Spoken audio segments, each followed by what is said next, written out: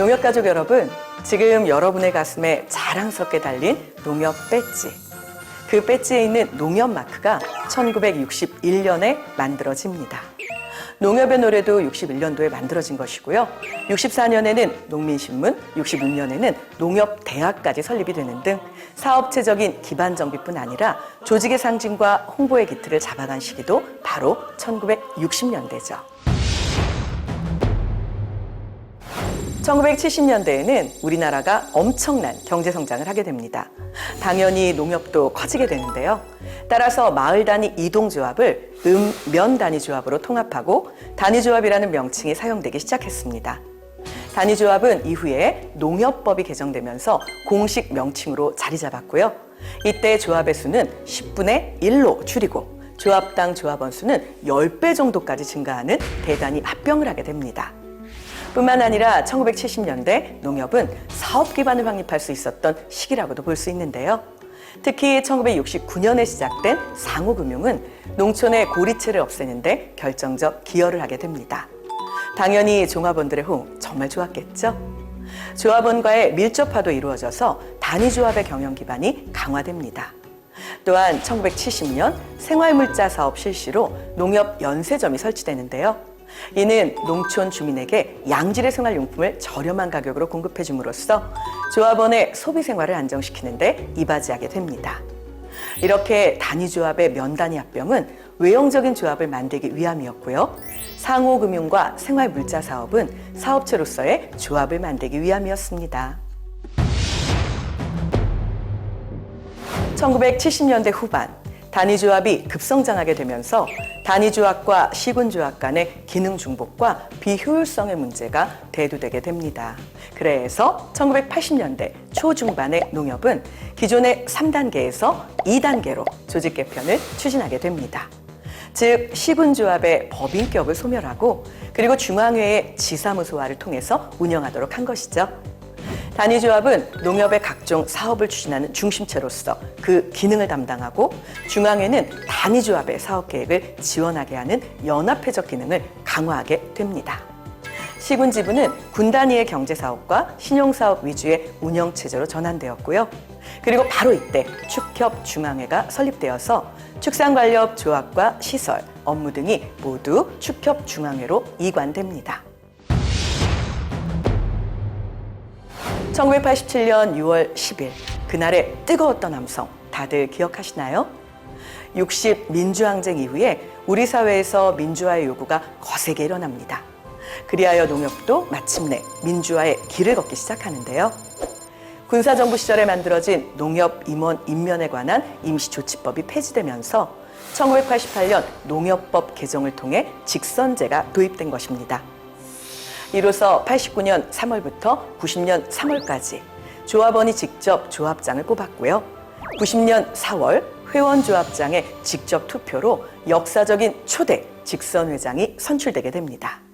민주농협 출범 후에 1980년대 후반부터 1990년대까지는 농협의 자율경영체제를 확립한 기간입니다. 농협의 사업계획 및 수지 예산에 대한 주무부 장관의 사전 승인 제도가 폐지되었고 회원조합에 대한 지방행정기관의 감독권도 폐지되었습니다. 중앙회와 회원조합의 사업 범위가 확대되면서 중앙회의 회원조합에 대한 승인, 감독 제도도 축소되거나 폐지되었죠. 단위조합 운영의 자율성이 제고된 것입니다. 94년 3월 중앙회장 선거로 제2기 민선 농협이 출범하게 되는데요. 같은 해 김영삼 정부는 대통령 자문기구로 농어촌 발전위원회를 두고 우루과이 라운드 이후에 농업정책에 대한 고민을 하게 됩니다. 개방될 농업시장을 대비하기 위해서는 농협을 개혁해야 한다는 결론에 도달했고요. 관련된 농협법을 개정하기로 합니다. 이때 개정된 농협법의 주요 내용은 중앙회장 자격을 조합원으로 제한하고 중앙회 이사 중에 회원조합장 비율을 3분의 2로 확대하는 등 회원조합 중심의 중앙회 운영을 추진하고 단위조합은 지역조합으로, 특수조합은 전문조합으로 그 명칭을 변경해서 복수조합원 제도를 도입하게 합니다. 그리고 중앙회의 신용사업과 경제사업을 엄격히 분리해서 운용한다는 것이 바로 골자가 되는데요. 이른바 신경분리라고 하는 신용사업과 경제사업의 분리는 김영삼 정부 이후에 들어선 모든 정부가 때마다 강조했었고 2012년 이명박 정부 때 기어이 분리되고 맙니다.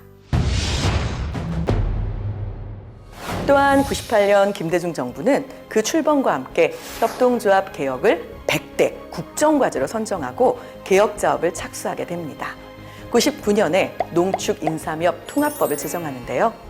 헌법 소원 등 반대의 목소리가 없었던 것은 아니지만 우여곡절 끝에 2000년 7월 통합농협이 드디어 출범하게 됩니다. 쉼없이 달려온 농협의 역사, 이제 2000년대로 접어들죠.